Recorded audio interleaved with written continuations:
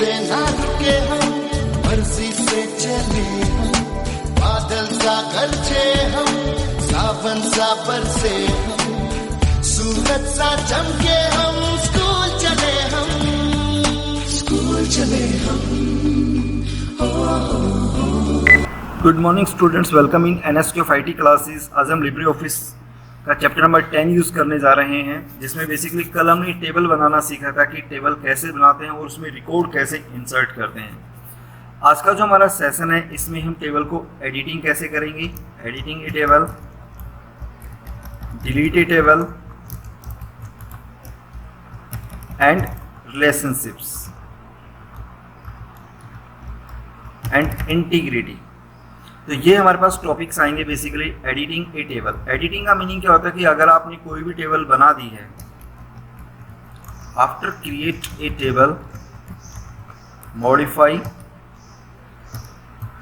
Table structure. अगर हम table के स्ट्रक्चर को मॉडिफाई करना चाहते हैं तो उस ऑप्शन को क्या बोलते हैं, एडिट। डिलीटिंग का मीनिंग क्या होता है कि after create a new table we can delete a table. हम टेबल को क्या कर सकते हैं, यहाँ पे डिलीट कर सकते हैं। तो जैसे हम कल का जो सेशन था, हमने कल एक डेटाबेस बनाया था, उसी डेटाबेस में एक नई टेबल बनाएंगे और फिर उसको हम एडिट करना सीखेंगे बेसिकली। तो अगेन आप डेटाबेस को ओपन करिए यहाँ से। तो ये कल जो डेटाबेस बनाया था एडमिशन, वो हमारे पास ऑलरेडी ओपन है। तो अब हम एक नई टेबल बनाना सीखेंगे। तो कल कैसे बनाई थी टेबल हमने, हम क्रिएट टेबल इन डिज़ाइन व्यू में गए थे। फील्ड आप यहाँ पे डाल सकते हैं। तो फील्ड डालने के बाद जैसे जो भी आपको टेबल बनानी है, जैसे मान लो आपको फ़ी डिपॉजिट से रिगार्डिंग टेबल बनानी है, तो फ़ी टेबल में क्या होगा, आपके पास रजिस्ट्रेशन नंबर होगा, टाइप वही सेम डालना है जो हमने वहाँ पे असाइन किया था, टेक्स्ट कैर। देन आफ्टर अमाउंट, कितना अमाउंट आपको जमा करना है वो डाल दीजिए।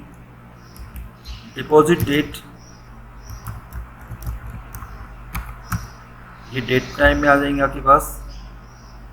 डिपॉजिट बाय, किस बंदे ने फीस जमा की है।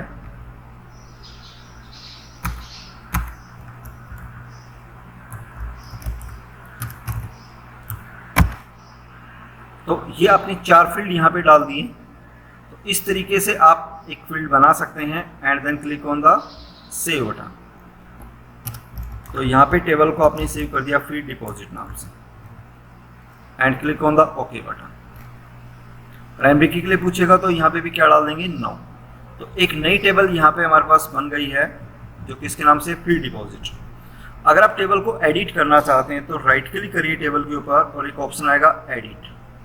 जैसे ही एडिट पे क्लिक करते हैं तो आप टेबल का स्ट्रक्चर आपके पास ओपन हो जाता है। तो यहाँ से अगर हम उसको मॉडिफाई करना चाहते हैं, मॉडिफाई का मतलब कोई नया फील्ड डालना है या कोई फील्ड आपने बना दिया, उसको राइट क्लिक करके डिलीट करना है, डिलीट कर सकते हैं। तो अब आपके पास कितने फील्ड हो गए, 3 फील्ड। आप यहाँ से इसको क्लोज कर दीजिए। तो सेव के लिए पूछेगा, यस। तो इस तरीके से आप टेबल को क्या कर सकते हैं, मॉडिफाई कर सकते हैं। अगर आपको टेबल डिलीट करनी है तो राइट क्लिक करेंगे, राइट क्लिक करके एक ऑप्शन आएगा डिलीट टेबल, और यहाँ से टेबल को क्या किया जा सकता है, डिलीट किया जा सकता है। अब नेक्स्ट वन टॉपिक आता है रिलेशनशिप कैसे बनाते हैं। रिलेशनशिप का मीनिंग क्या होता है कि 2 या 2 से ज़्यादा टेबल के बीच में आपस में एक रिलेशनशिप बनाना। क्रिएट 2 और more tables and create relationship between them. तो उनके बीच में क्या बनाया जा सकता है, रिलेशनशिप बनाया जा सकता है। रिलेशनशिप का बेनिफिट क्या होता है कि आप डेटा जो रिपीट हो रहे हैं, रिपीटेशंस को बचा सकते हैं। जो डेटा रेडंडेंसी जो ऑप्शन था हमारे पास, वो बेसिकली किसके लिए काम करता है, रिलेशनशिप के रूप में ही काम करता है। कि मतलब एक टेबल में आपने जो रिकॉर्ड डाल दिए हैं, अगर वही सेम रिकॉर्ड अगर आपको विदाउट एनी चेंजेस अगर आपको दूसरी टेबल में एज ए रिलेशनशिप यूज़ करना चाहते हैं तो आप टेबल में रिलेशनशिप के रूप में यूज़ कर सकते हैं। तो अब डिफरेंट टाइप के रिलेशनशिप्स होते हैं, डिफरेंट टाइप्स ऑफ रिलेशनशिप।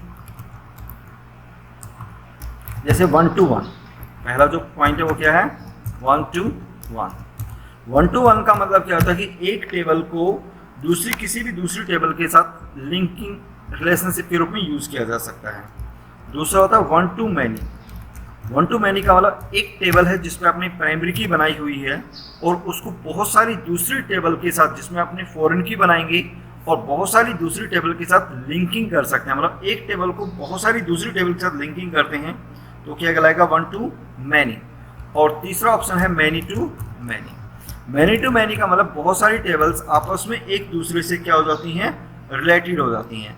तो ये तीन तरह के आपके पास रिलेशनशिप यूज होंगी, one to one, one to many और many to many. One to one का मतलब एक टेबल दूसरी टेबल के साथ क्या हो गई, लिंक हो गई। अब रिलेशनशिप का बेनिफिट आपको पता लग ही गया है कि डेटा रेडुडेंसी के केस में आप किसका यूज कर सकते हैं, बेसिकली रिलेशनशिप का यूज करते हैं। अगला जो टॉपिक हमारे पास है वो है रेफरेंशियल इंटीग्रिटी।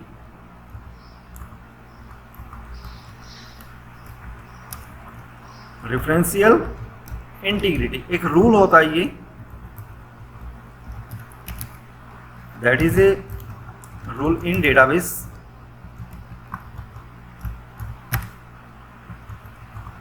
दो तरह की इंटीग्रिटी होती है, अनफोर्स इंटीग्रिटी और रेफरेंशियल इंटीग्रिटी। तो रेफरेंशियल इंटीग्रिटी का मतलब क्या होता है कि ये आपको जो इंटीग्रिटी बनाते हैं इसके अंदर हम डुप्लीकेट वैल्यू नहीं डाल सकते और वही वैल्यू डाल सकते हैं इन रेफरेंशियल इंटीग्रिटी।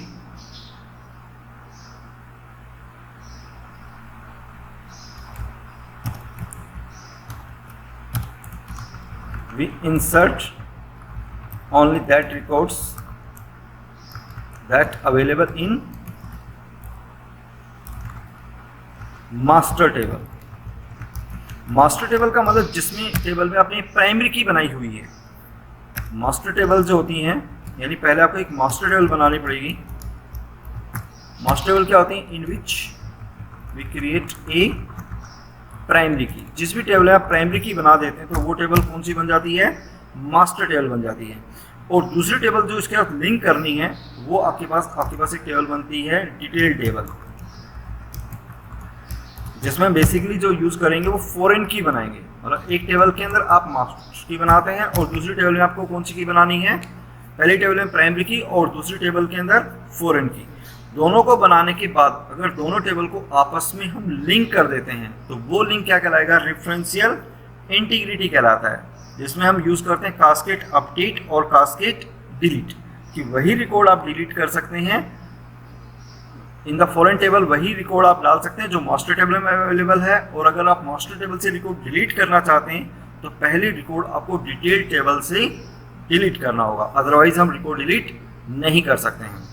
तो ये हमारा आज का टॉपिक था जिसमें हमने क्या यूज़ करना सीखा। बेसिकली हमारे जो टॉपिक थे कि एडिट कैसे करते हैं टेबल को, डिलीट कैसे करते हैं, रिलेशनशिप कैसे बनाएंगे, और इसके अलावा रेफरेंशियल इंटीग्रिटी का हमारा टॉपिक था आज का। तो ओके स्टूडेंट्स, ये हमारा चैप्टर नंबर 10।